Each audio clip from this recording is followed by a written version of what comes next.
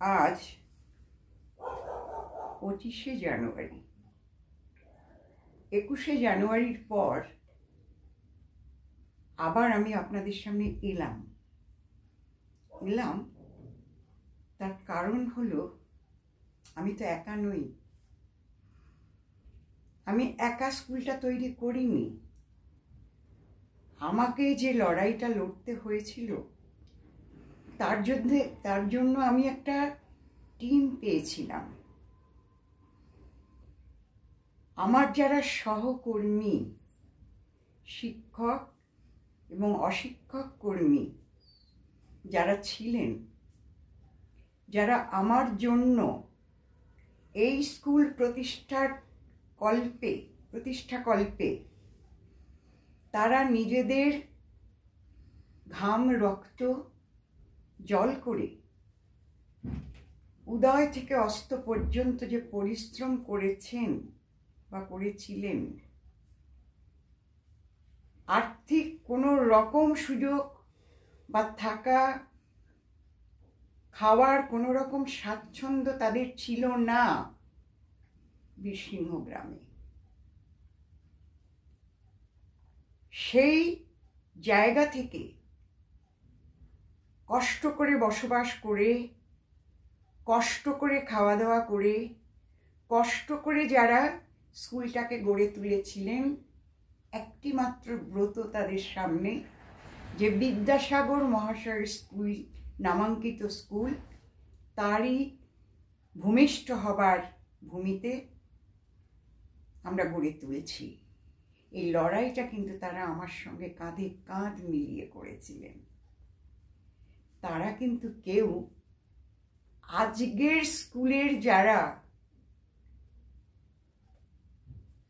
পরিচালক বর্গ বা শিক্ষক শিক্ষিকারা আছেন, কর্মীরা আছেন, তাদের কাছ থেকে যে স্কুলে দীর্ঘ 38 বছর আমি শিক্ষকতা করে এলাম, অন্যান্য শিক্ষাকর্মীরাও করেছেন। কে কত বছর করেছেন পরে বলবো অন্য পর্বে। এখন শুধু জানাই যে তারা কেউই বর্তমান স্কুল কর্তৃপক্ষের কাছ থেকে বা এই প্রজন্মের যারা শিক্ষাকর্মী তাদের কাছ থেকে কোনো রকম স্বীকৃতি পাননি। আমি পাইনি, সেটা যেমন আছে তারাও পাননি। আজকে আমার দায়বদ্ধতা রয়ে গেছে তাদেরকে স্বীকৃতি দেওয়া। আমি বীরসিংহ গ্রামের মানুষের কাছে, আমার ছাত্রীদের কাছে, বীরসিংহের পাশাপাশি গ্রামগুলির মানুষজনের কাছে, বিদগ্ধজন এবং সাক্ষরতা জ্ঞানহীন মানুষজনের কাছে যে ভালোবাসা আমরা পেয়েছি, যে শ্রদ্ধা আমরা পেয়েছি, যে সহানুভূতি সহযোগিতা আমরা পেয়েছি, তাদের কথা বলছি না। তারা তো আমার স্মৃতিতে অমলিন হয়ে আছে।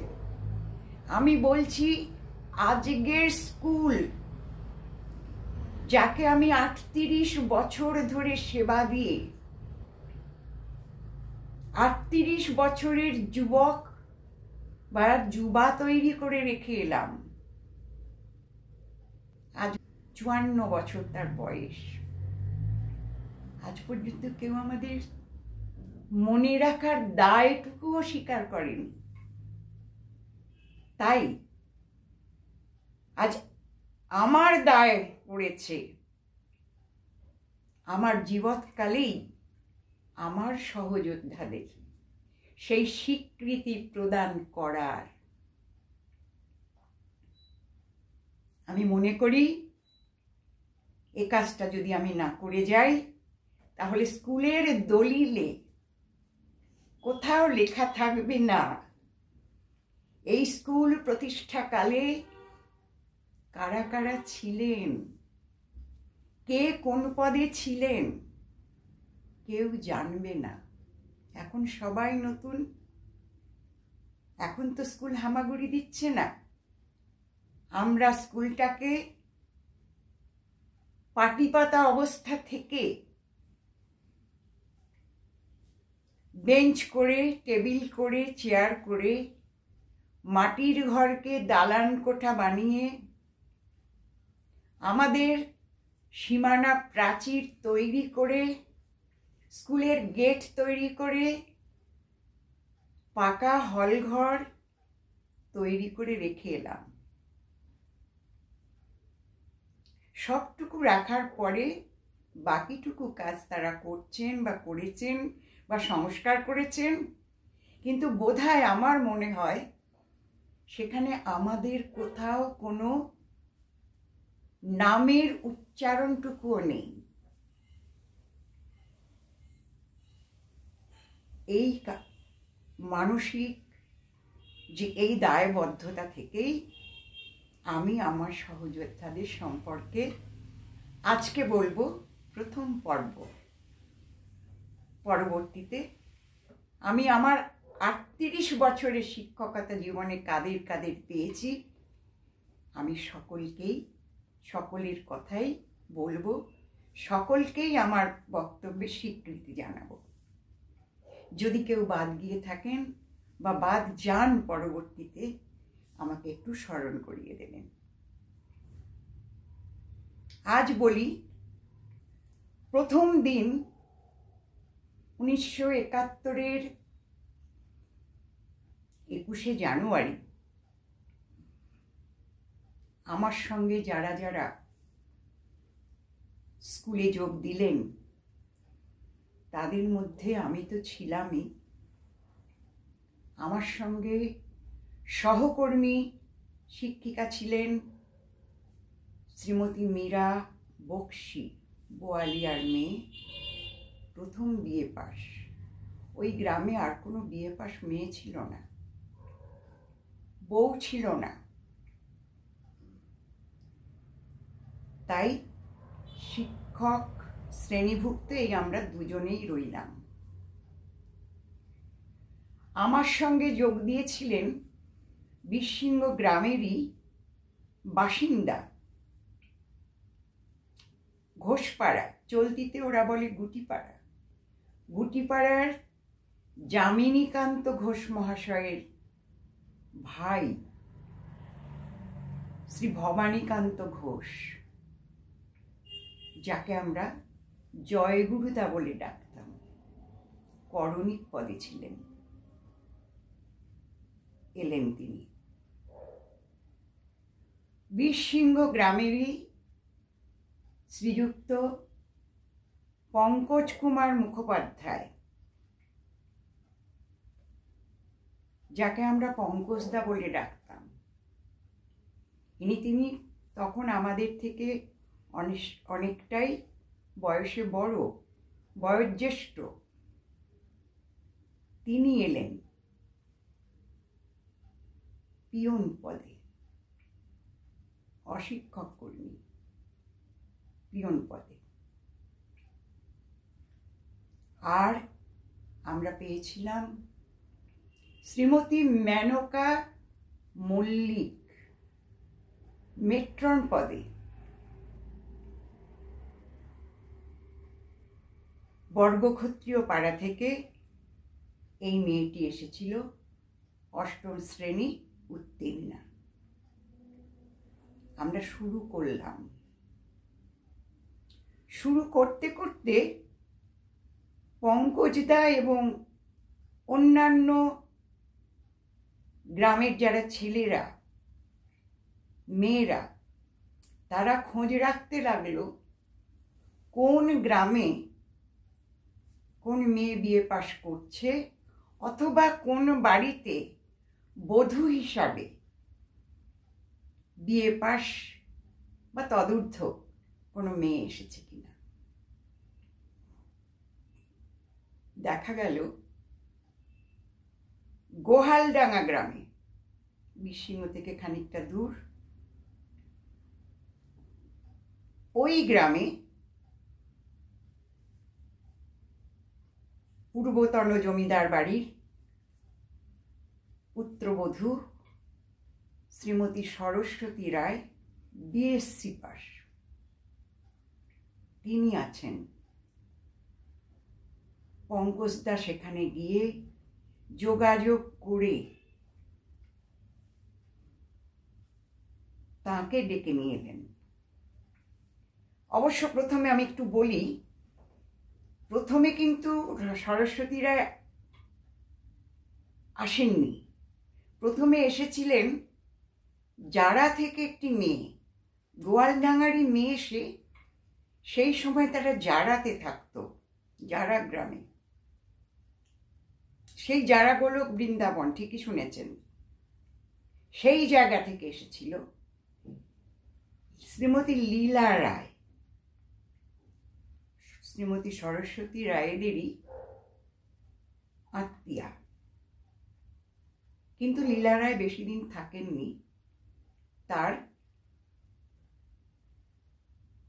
বিবাহ সূত্রে তিনি চলে গেলেন।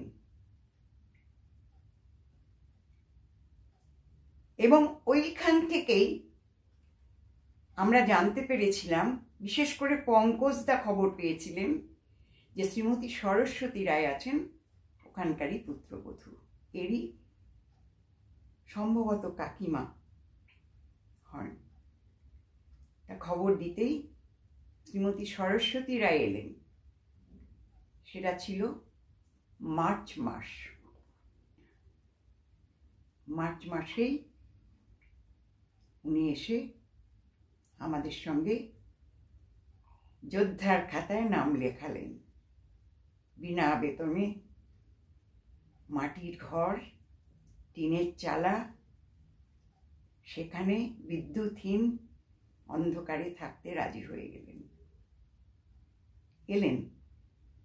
জমিদার বাড়ির পুত্রবধূ, বর্ধিষ্ণু পরিবার, তা সত্ত্বেও তিনি বিনা বেতনে এলেন। আমরা পেলাম আরেক যোদ্ধাকে। এরপর তিনি ছিলেন বিএসসি, অঙ্ক এবং বিজ্ঞান দুটো বিভাগই তিনি দেখতেন। এরপর আমরা আবারও পেলাম। কাকে পেলাম? আমরা বিজ্ঞাপন দিয়ে টিচার চাইছি, কিছু কিছু মানুষজনকে পেলাম। যেহেতু বিজ্ঞান বিভাগে 2জন শিক্ষিকার প্রয়োজন, ইতিমধ্যে তো আমি বলেইছি যে ভগবতী বিদ্যালয়ের সহশিক্ষক, সহকারী প্রধান শিক্ষক তারাপদবাবু ইংরাজি পড়াতেন। প্রধান শিক্ষক শ্রীযুক্ত শৈলেন্দ্রনাথ বন্দ্যোপাধ্যায় মহাশয় ভূগোল পড়াতেন।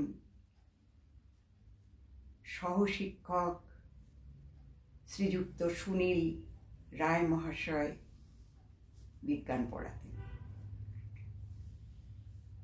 কিন্তু নিয়ম অনুযায়ী আমাদের যে শিক্ষিকা বা শিক্ষক থাকা প্রয়োজন, তারই জন্য আমরা তখনও খোঁজ করে যাচ্ছি।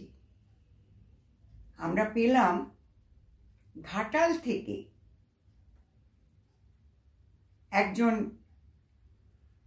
সহশিক্ষিকা শ্রীমতী রাধা খাঁড়াকে।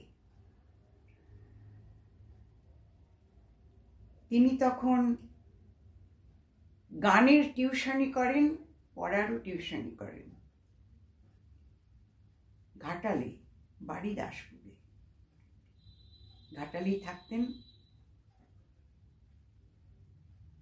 টিউশনি করতেন ছাত্রছাত্রীদের, তাদের বাড়িতে থাকা খাওয়ার বিনিময়ে। বিনা বেতনে কাজ করতে হবে জেনেও তিনি এসে যোগ দিলেন রাধানগর নতুন গ্রামের আরেক পুত্রবধূ। পঙ্কজদা খোঁজ নিয়ে এলেন নতুগ্রামে আরেকজন বধূ এসেছেন, শ্রীযুক্ত অমিয় সাঁতরার স্ত্রী শ্রীমতী রেখা সাঁতরা। অমিয়বাবু নতুগ্রামেরই স্কুলের শিক্ষক, বীরসিংহ ভগবতী বিদ্যালয়ের ছাত্র ছিলেন। সেই সূত্রেই পঙ্কজদা দৌড়ে গেলেন সেখানে। নতুক থেকে শ্রীমতী রেখা সাঁতরা কোলে শিশু কন্যা নিয়ে আমাদের স্কুলে এসে যোগ দিলেন।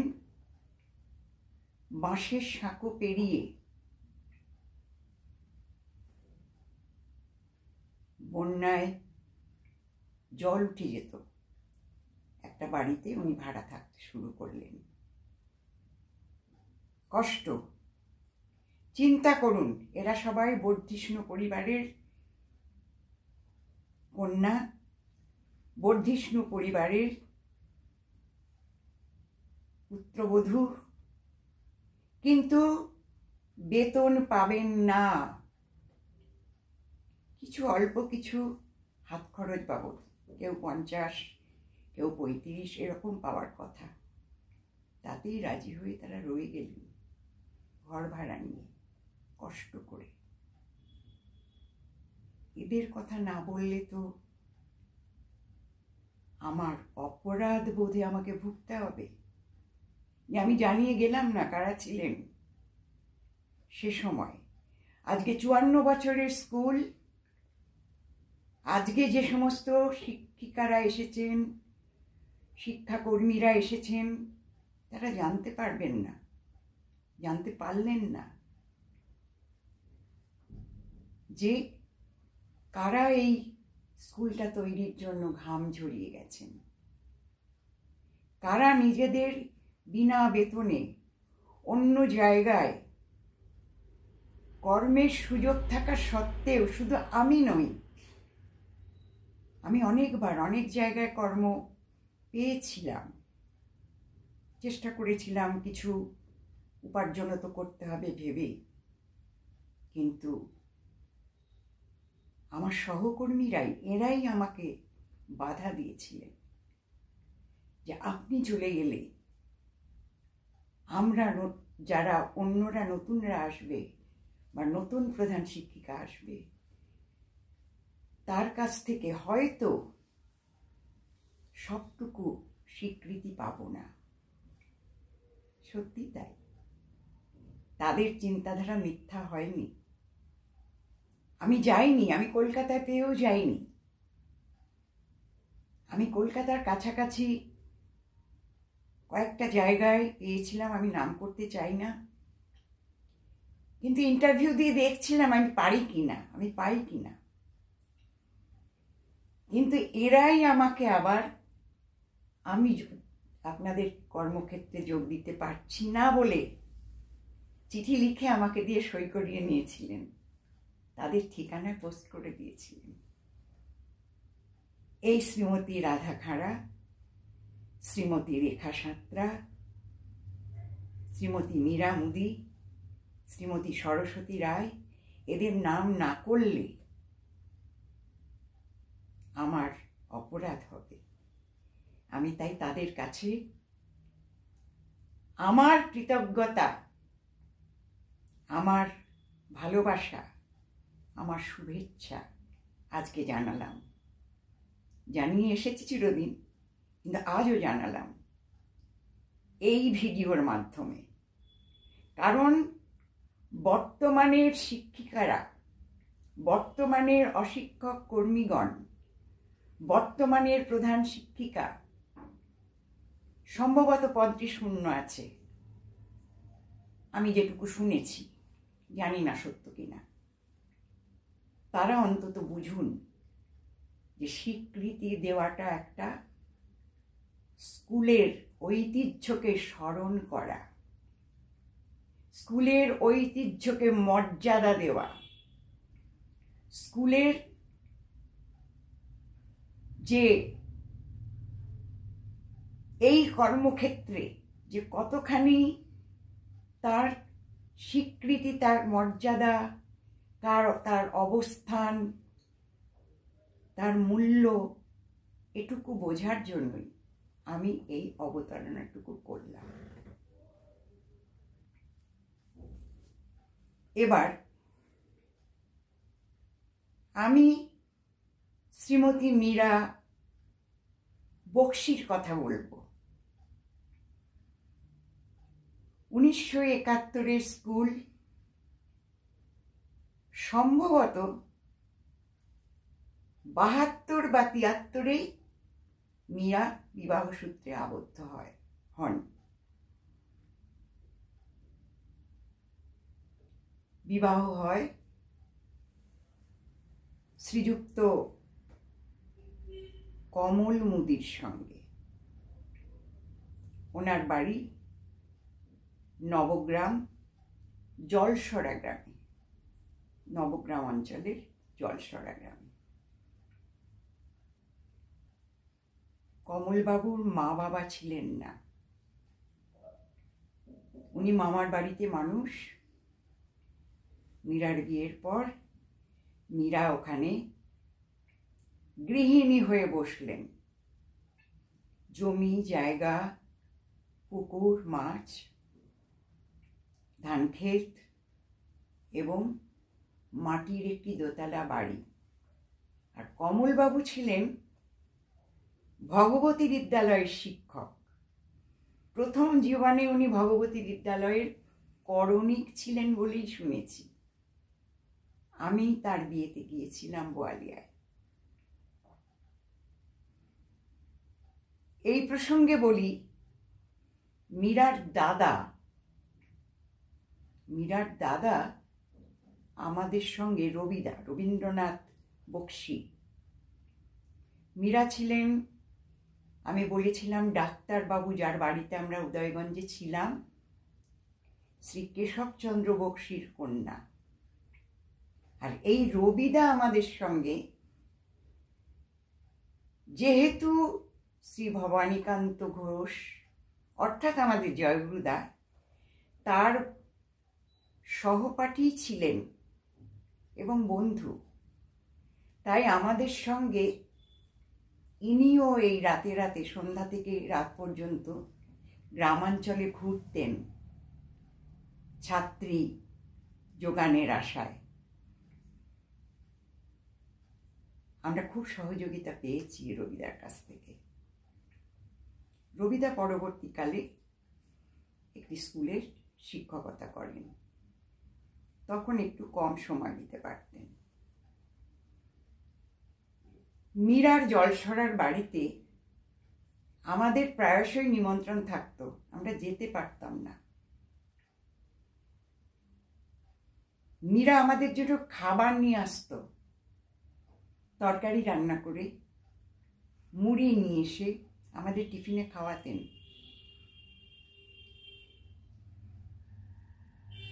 আর কলাটা মূলটা তো আনা ওর নিত্যকর্ম ছিলই, গাছের জিনিস এনে আমাদের দিতেন। এই মীরা পরবর্তীকালে বিএড ট্রেনিং নেন, স্কুল থেকেই তাকে পাঠানো হয় বিএড ট্রেনিং নিতে, এবং কিছুদিন পর এমএ পরীক্ষাও দেন। কিন্তু যেহেতু তার আগে আমাদের ইতিহাসের শিক্ষিকা যোগ দিয়েছেন শ্রীমতী বন্দনা বারিক, এবং তার এমএটা তার আগেই হয়েছে, সেই কারণে তাকে আমরা এমএ স্কেল দিতে পেরেছিলাম, কিন্তু মীরাকে দিতে পারা যায়নি। পরবর্তীতে মীরা 5 বছর পর স্কেল পায়, এমএ পাশের 5 বছর পর নিয়মানুসারে। মীরা মোদি দীর্ঘদিন সুনামের সঙ্গে শিক্ষকতা করেছেন, গানও পারতেন একটু আধটু। আমাদের ছাত্রীদের তৈরি করানো, অনুষ্ঠান পরিচালনা করা, তাদের ট্রেনিং দেওয়ানো, রিহার্সাল দেওয়ানো, এগুলো করার সময় মীরা সহযোগিতা করে গেছেন। মীরার দুই পুত্র, দুজনেই প্রতিষ্ঠিত। এখন ওরাও ভগবতী বিদ্যালয় থেকেই পড়েছে, আর বিশিংয়ের প্রাইমারিতেই পড়েছে। জলসরা থেকে আসতেন মীরা তার স্বামীর স্কুটারে চেপে, তার আগে রিক্সা করে আসতেন, পরবর্তীতে স্কুটারে চেপে আসতেন দীর্ঘদিন। খুব দুঃখজনক ঘটনা, যখন দুই ছেলেই প্রতিষ্ঠিত হয়ে গেছে, কিন্তু একজন মাত্র বিবাহিত, বিয়ে দিয়ে গেছিলেন কমলবাবু। কমলবাবু গত হন। আমি সংবাদটা যখনই পাই, সঙ্গে সঙ্গে আমার বাড়িওয়ালার পুত্র তাকে সঙ্গে নিয়ে, আমরা খোকন বলে ডাকতাম, ওর ভালো নামটা আজকে আমার মনে পড়ছে না, বিশিংহ গ্রামেরই, তার মোটর বাইকে চাপিয়ে আমাকে সে নিয়ে যায় মীরার জলসরার বাড়িতে। সেদিনই ছেলের আসার কথা প্লেনে, রাতে কমলবাবুর প্রয়াণ হয়েছে। ও রাতেই প্লেনে চেপেছে, না ভোরবেলা প্লেনে চেপেছে। যাই হোক, সেখান থেকে এসে হাজির হওয়া পর্যন্ত আমি ছিলাম। উপস্থিত হওয়ার পর তারপর আমি ওখান থেকে বিদায় নিয়ে আসি। এটা খুব হৃদয় বিদারক ঘটনা। আমি বললাম, এরপরেও মীরা সুদীর্ঘকাল এবং অবসর নিয়েছেন 2008-এ, আমার থেকে 1 বছর আগে। ততদিন পর্যন্ত খুব সুনামের সঙ্গে এবং ছাত্রছাত্রীদের কাছ থেকে ভালোবাসা, গ্রামের সকলের কাছ থেকে শ্রদ্ধা ভালোবাসা, পরিচালন সমিতিতে থেকে সহ পরিচালক সদস্যদের কাছ থেকে সম্মান পাওয়া, সবটুকুই পেয়েছে। কিন্তু আজ মীরাও পায় না, স্কুল থেকে পায় না বলেই আমার মনে হয়, জানি না পায় কি না। যাই হোক, মীরার কথা এখানেই শেষ করি। এবার আসি শ্রীমতী সরস্বতী রায়ের কথায়। শ্রীমতী সরস্বতী রায় কামারপুকুর জয়রামবাটির কন্যা। বিএসসি পাশ করার পর ওখানে একটি স্কুলে, সেটাও নতুন স্কুল, সেখানে প্রথম জয়েন করেছিলেন, তারা ডেকে নিয়েছিল এবং ওখানে সম্ভবত 2-3 মাস, 2 মাস বা 3 মাস কাজ করতে করতেই গোয়ালডাঙ্গায় তার বিবাহ হয়। গোয়ালডাঙ্গায় যখন উনি রায়বাড়ির পুত্রবধূ, সেই সময় পঙ্কজদা তার খবর নিয়ে আসেন এবং লীলা রায় চলে যেতেই তারই কাকিমা, সম্ভবত কাকিমাই হবে, সরস্বতী রায় আমাদের স্কুলে আসেন। আমি তখন, আমি কেন, আমরা, আমি, আমাদের সম্পাদক মহাশয় জানকীনাথ ঘোষ, সেদিন আমরা উপস্থিত ছিলেন, আমাদের জয়গুরুদা, পঙ্কজদা তো ছিলেনই, সবারই মতামত নিয়ে আমরা সেদিনই তাকে জয়েন করতে বলি। তিনি জয়েন করেন এবং বাড়ি থেকে সব জিনিসপত্র আনার জন্য একটু সময় চেয়ে নেন, 2 দিন 3 দিন বোধহয়, তারপরেই তিনি এসে জয়েন করেন। তখন আমাদের স্কুল ভগবতী বিদ্যালয়ে চলছিল, মর্নিং বিভাগে, প্রাতঃ বিভাগে আর কি। তাই এই মর্নিংয়ে স্কুল চলাকালীনই সরস্বতী রায় এসেছেন ওই 1971 সালে মার্চ মাসে। উনি যখন জয়েন করেন তখন উনি সন্তান সম্ভবা ছিলেন, ফলে ওনার তো একটা ছুটি পাওনা হয়ই। সেই ছুটিতে উনি গেলেন। ওনার সন্তান, কন্যা সন্তান জন্মায় অগস্ট মাসে।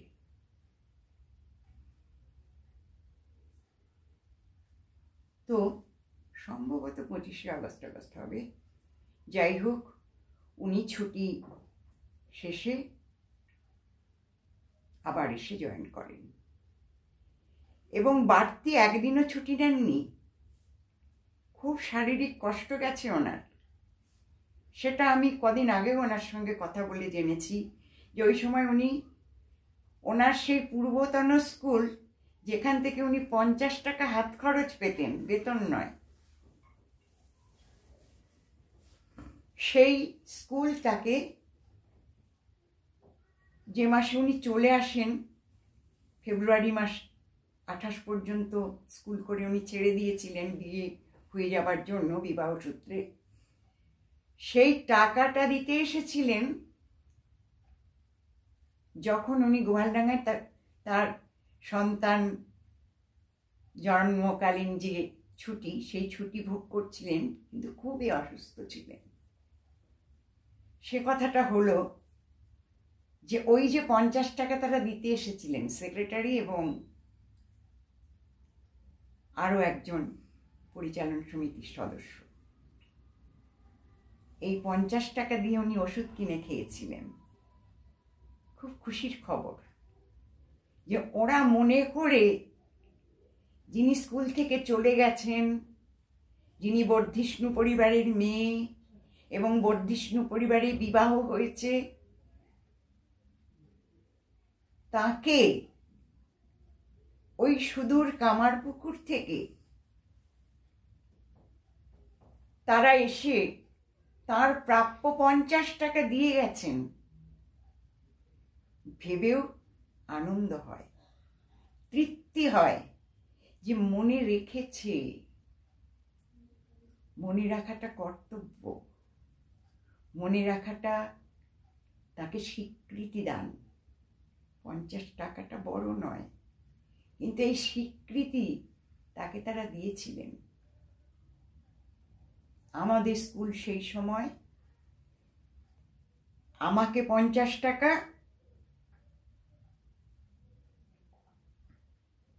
সহশিক্ষিকা দুজনকে 35 টাকা করে,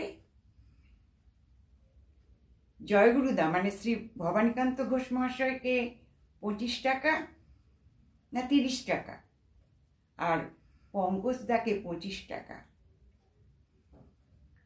মেট্রনকেও 25 টাকা, এই হিসাবে একটা অনুদান দিত, স্কুল দিত। মানে এই টাকাটা দিত পশ্চিমবঙ্গ নিরক্ষরতা দূরীকরণ সমিতি। তো আমরা ধন্য ছিলাম, এই টাকাটাই আমরা খুব আনন্দ করে টিফিন খেতাম।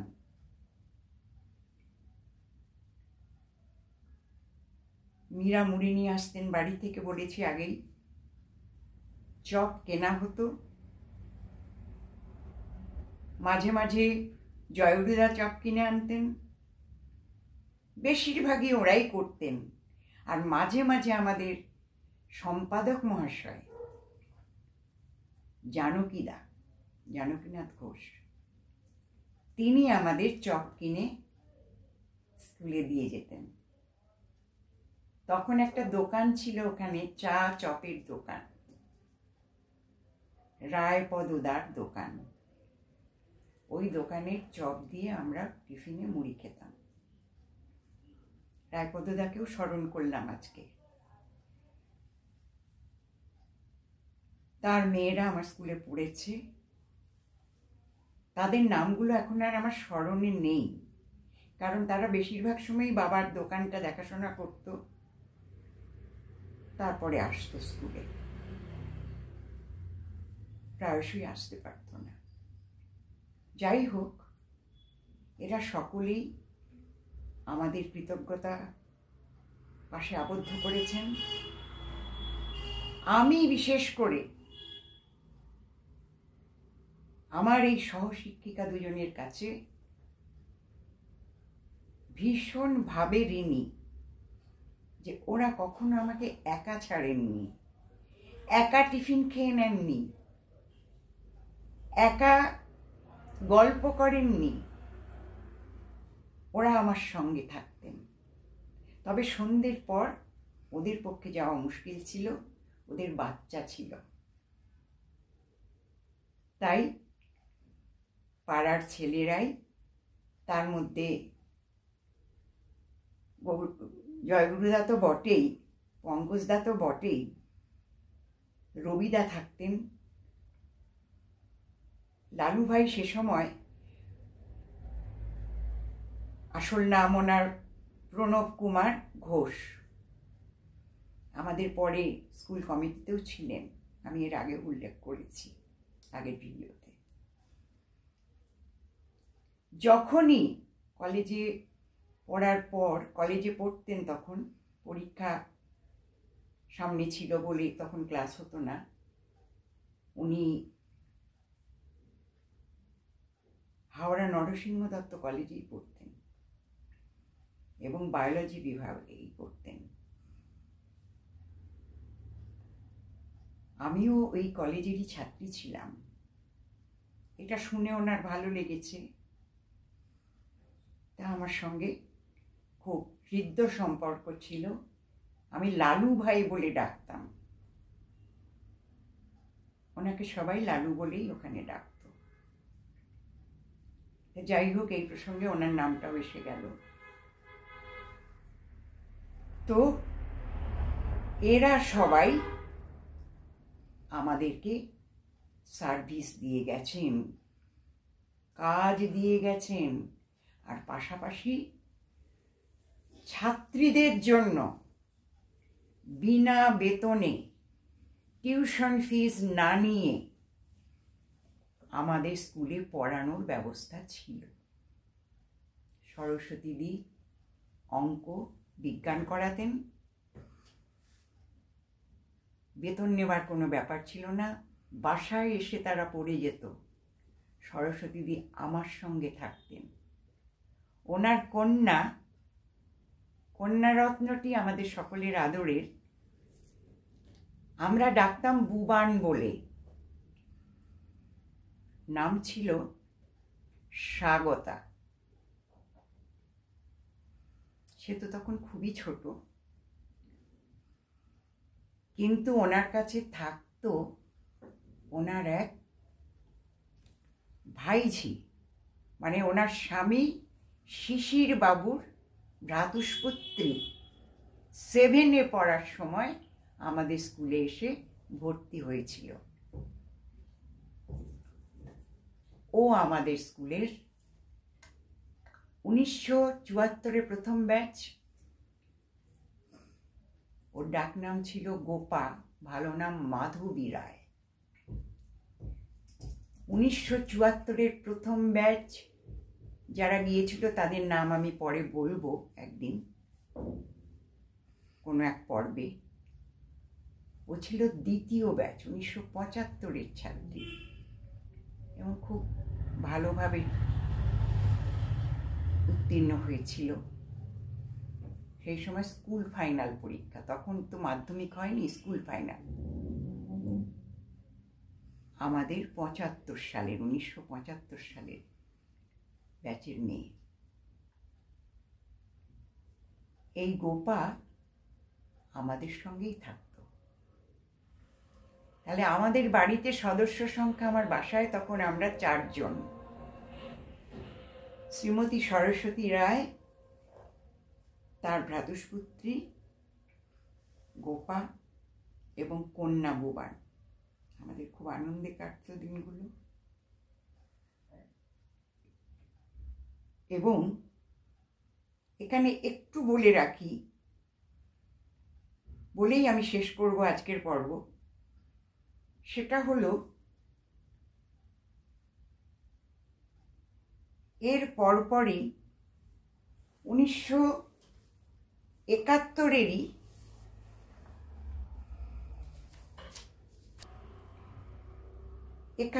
ভুল বললাম, 1972-এ এসেছিলেন শ্রীমতী শুভ্রা মুখার্জি। এই শ্রীমতী শুভ্রা মুখার্জি ইংলিশের টিচার হয়ে, ইংরাজির টিচার হয়ে এসেছিলেন। উনি ছিলেন অধ্যাপক প্রণব মুখোপাধ্যায়ের স্ত্রী। প্রণব মুখোপাধ্যায় সেই সময় এমপি হয়েছিলেন। শুভ্রাদি 1972-এর মার্চ নাগাদ এসেছিলেন। মার্চ নাগাদ এসে 7 মাস আমাদের স্কুলের শিক্ষিকা হিসাবে কাজ করে গেছেন। এবং উনি ইংরাজি পড়াতেন, পাশাপাশি আমাদের তারাপদবাবুই পড়াতেন ইংরাজি, সহশিক্ষক ভগবতী বিদ্যালয়ের। কিন্তু শুভ্রা মুখার্জি আমাদের শিক্ষিকা পদে এসে গেলেন ইংরাজি ল্যাঙ্গুয়েজ বিভাগের। কিন্তু আমাদের দুঃখ, ওনার সুখের দিন শুরু হলো। প্রণব মুখার্জি এমপি থেকে তিনি তখন মন্ত্রী হয়ে গেলেন। মন্ত্রী হওয়ার আগেই প্রণববাবু একবার এলেন, জানিয়ে গেলেন আমাদের, সম্ভবত মন্ত্রী হবেন কথাটা জানালেন, কিন্তু বলেননি। কিন্তু যেখানে শুভ্রাদিকে তোলা হয়েছিল বিশিংয়েরই তেঁতুলতলা বলে বাস স্টপটার নাম ছিল, ওই জায়গাটা বিশিং গ্রামেরই, সেখানকার রাধানাথ চক্রবর্তীর বাড়িতে। এবং শুভ্রাদি, তার ভাই, শুভ্রাদির মা বাবা ছিলেন না। মাতৃবিয়োগ হবার পর ভাই তার কাছেই ছিল, ছোট ভাই। 7-এ ভর্তি করে দেওয়া হয়েছিল ভগবতী বিদ্যালয়ে, ওই মাঠমাসি। তার ছেলে বাবু, ভালো নামটা আজকে আমার মনে পড়ছে না, প্রণববাবুর পুত্রের নামটা। এখন তারা দিল্লিতেই থাকে সম্ভবত। আর কন্যা শর্মিষ্ঠা, মুন্নি বলে ডাকতাম আমরা। তাকে ভর্তি করে দেওয়া হয়েছিল ক্লাস 3-তে বিশিং প্রাথমিক বিদ্যালয়। শুভ্রাদি আমার বাসায় এই ভাই, পুত্র, কন্যা নিয়েই আমি এবং সরস্বতীদির সঙ্গে দিন 15 কাটিয়েছিলেন কষ্ট করে। মাটির বাড়ি, টিনের চাল, মাটির বারান্দা। ওখানেই বিশেষ করে কথাগুলো উল্লেখ করছি এই জন্যে, এমপি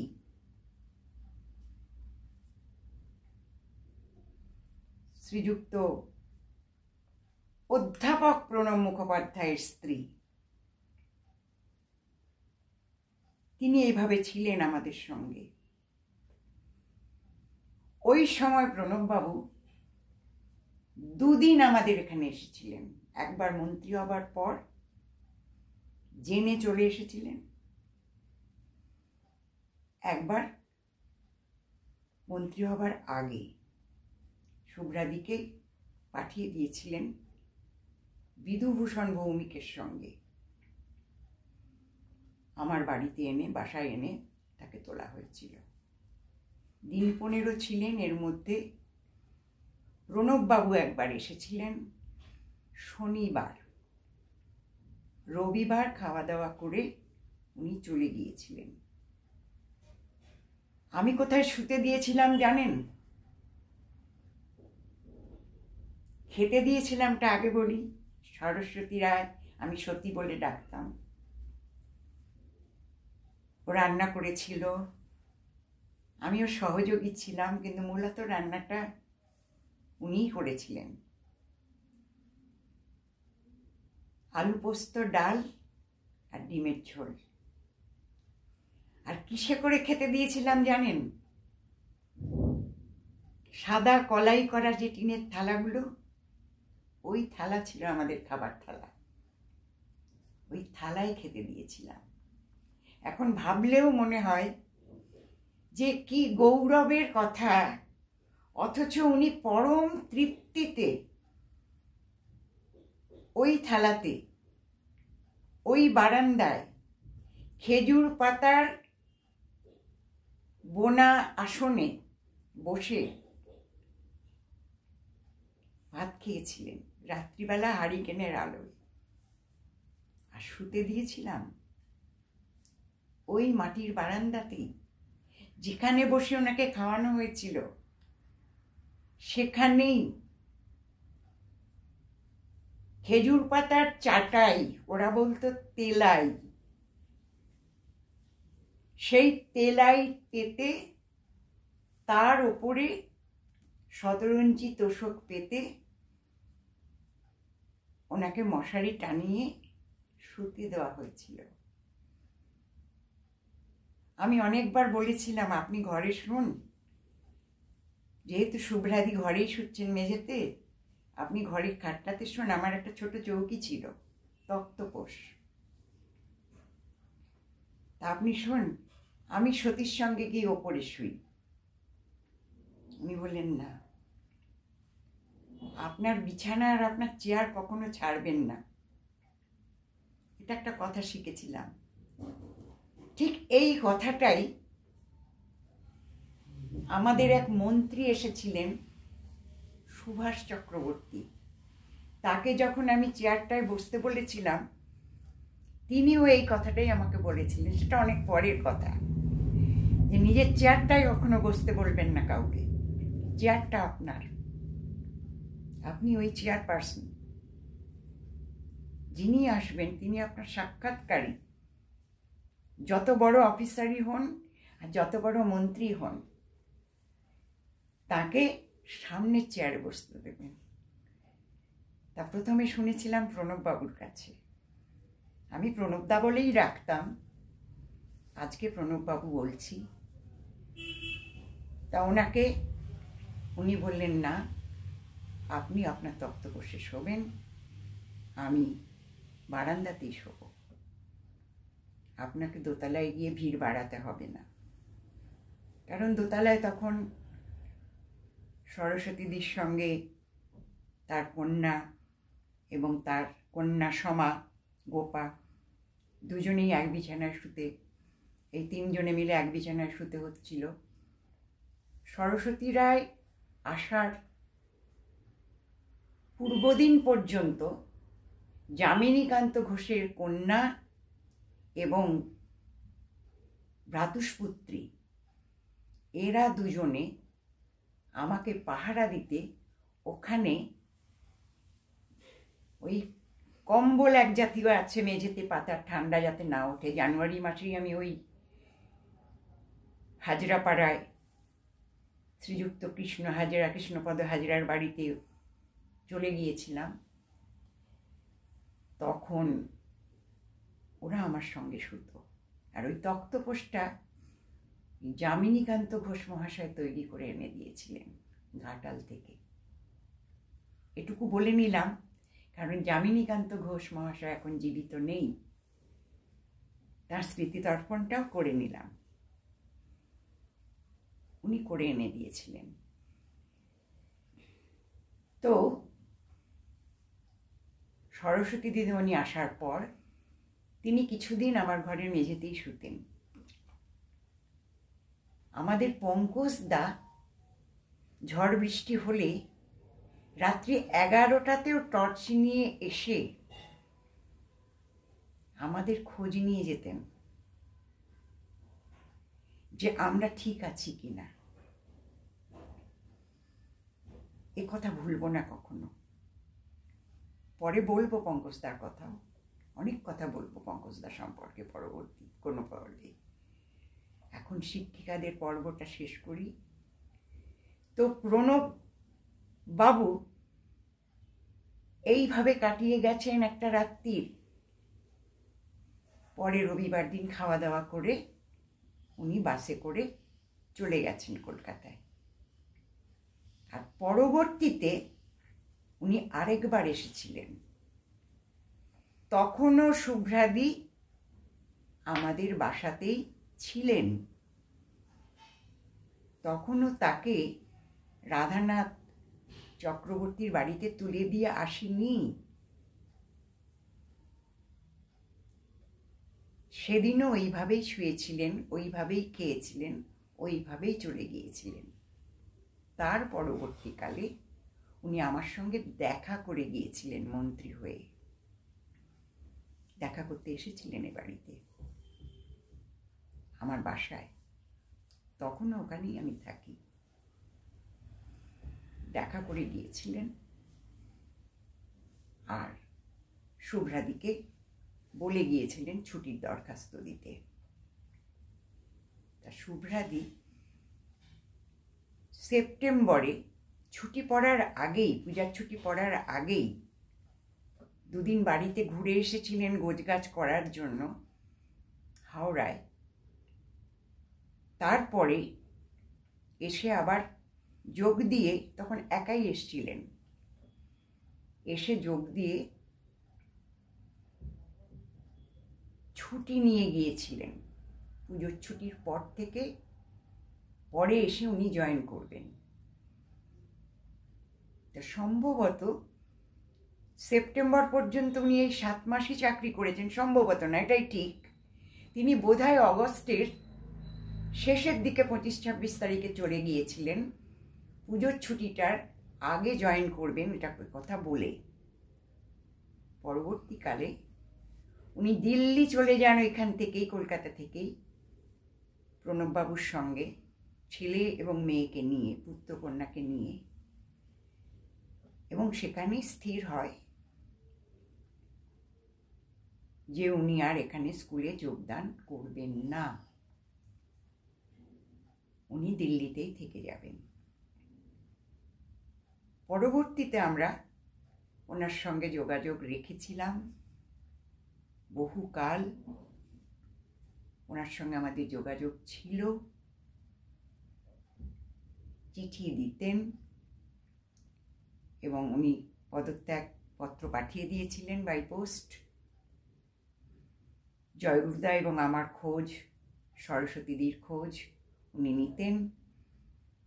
কলকাতার রাস্তায় দেখা হলেও আমি আচার খেতে খেতে আসছি আমার বৌদির সঙ্গে, ইউনিভার্সিটিতে ঢুকবো। নিরক্ষরতা দূরীকরণ সমিতির অফিস তখন ছিল আশুতোষ বিল্ডিংয়ে, একতলায়।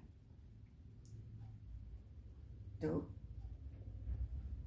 হাসতে হাসতে এসে হাত থেকে আমার আচারের ভাঁড়টা, ওটা কলেজ স্কোয়ার বাজার থেকে কেনা, ভাঁড়টা কেড়ে নিয়ে বলতেন, একাই আচার খাবে? এগুলো তো ভোলা যায় না, এগুলো ভুলতে পারিনি আমি, এগুলো আমার মনে আছে। প্রণববাবু মন্ত্রী থাকাকালীন যতবার কলকাতায় এসেছেন,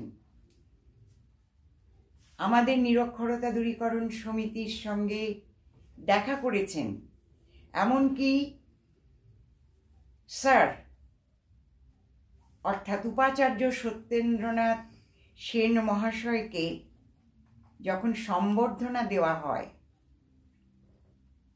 তার অবসরের প্রাক্কালে, সেই সময়ও তিনি ইউনিভার্সিটিতে আমার সঙ্গে ওই সভাতেই ডেকে কথা বলেছেন, অনেকক্ষণ সকলের খবরাখবর নিয়েছেন এবং দিয়েছেন শুভ্রাদির খবর, ছেলে মেয়ের খবর। এই প্রণববাবু ইন্দিরা জমানায়, ইন্দিরা গান্ধীর আমলে মন্ত্রিত্ব সামলেছেন। পরবর্তীতে যখন মনমোহন সিং মহাশয় প্রধানমন্ত্রী হয়েছেন, সেই সময়ও প্রণববাবু মন্ত্রী থেকেছেন, মন্ত্রিত্ব সামলেছেন। তার পরবর্তীকালেও দুটি টার্ম রাষ্ট্রপতি হয়েছিলেন এবং রাষ্ট্রপতি হয়েই প্রণববাবু অবসর নিয়েছিলেন। আমার এখানে একটা বক্তব্য আছে, এতগুলো কথা বললাম তো, এখন বলি, এরা যে বিদগ্ধ পণ্ডিতেরা বা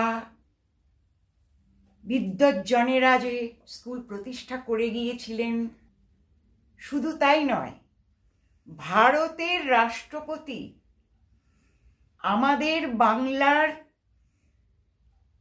একজন সন্তান প্রণব কুমার মুখোপাধ্যায়, তিনি আমাদের স্কুলে প্রতিষ্ঠাকালীন সভায় ছিলেন যখন, তখন শুধুমাত্র কংগ্রেসের সদস্য, কিন্তু পরবর্তীকালে মন্ত্রী, এমপি হলেন, মন্ত্রী হলেন, কিন্তু রাষ্ট্রপতি পর্যন্ত হলেন সেই বাংলার সুসন্তান রাষ্ট্রপতি প্রণব মুখোপাধ্যায় আমাদের স্কুলে পদার্পণ করেছেন। আমাদের স্কুলে তার সহধর্মিণী শ্রীমতী শুভ্রা মুখোপাধ্যায় শিক্ষকতা করে গেছেন। এই কথাগুলো না বললে আমাদের স্কুলের ঐতিহ্য, আমাদের স্কুলের, আমাদের শিক্ষিকাদের যে অশিক্ষক কর্মীদের যে লড়াই, কোন স্কুলে আমরা করছিলাম কাজ আর কোন স্কুলকে দাঁড় করিয়ে রেখে এসেছি, যুবা বয়সে তৈরি করে দিয়ে এসেছি, যুবা বয়স পর্যন্ত, সেটা তো এই প্রজন্ম বা আগামী প্রজন্ম জানতে পারবে না। তাই আমি এই কথাগুলো বললাম এবং এখানেই আজকের পর্ব শেষ করছি। পরবর্তীতে আমি আবার আসব আরও একটি পর্ব নিয়ে, আরও যারা পরবর্তীতে এসেছেন তাদের কথা বলবো। নমস্কার, আমি এতক্ষণ কথা বললাম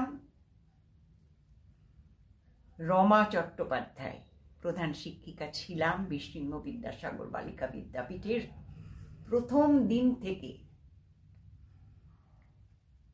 2009 সালে আমি অবসর নিয়েছি। আজকে স্কুলের 54 বছর বয়স। আমি 38 বছর স্কুলে সেবা দান করেছি। হ্যাঁ, পরবর্তীতে আমি বেতন নিয়েই করেছি। নমস্কার, পরবর্তীতে আবার আমার গলা পাবেন, সাক্ষাৎ হবে।